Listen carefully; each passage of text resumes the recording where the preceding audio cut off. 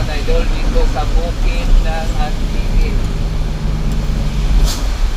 Matagal na ako, idol, nag-drive. Almost 15 years na, mag-17, mag-18 na.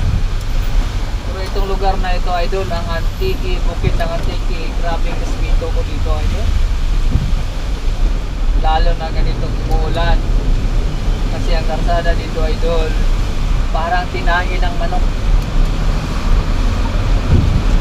Kaya hindi mo masabi na magaling ka dito mag-drive.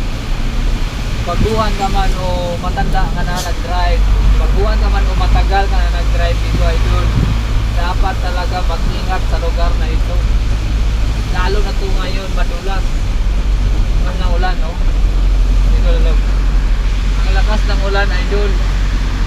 Yan. O, tinan mo daanan, paliko-liko, totok na lagyan. Yan, dito mag-start, idol. Ito. Simula dito, idol, napakatakot na daanan. Then focus na sa dalo. Kasada. Ayan. Ayan ang sinabi tinain ng manok, idol. O, hindi mo makita yung kasalubong mo. Hindi pwede dito na porkit matagal ka ng driver, 20 years, almost 20 years, 15 years. Magpabilis-bilis ka dito, hindi pwede. Kailangan talaga dahan-dahan.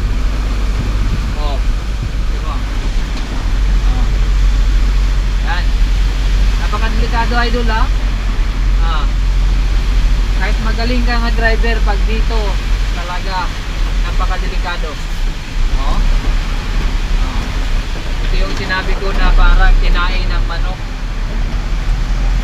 Ito yung lugar na pag dumaan ako dito, mga idol, lalo na pag ganito umuulan, hindi ko makita ang kasalubong, ang daming blind curve tulad nito ngayon. Talaga ingat. Thank you for the watching, doll.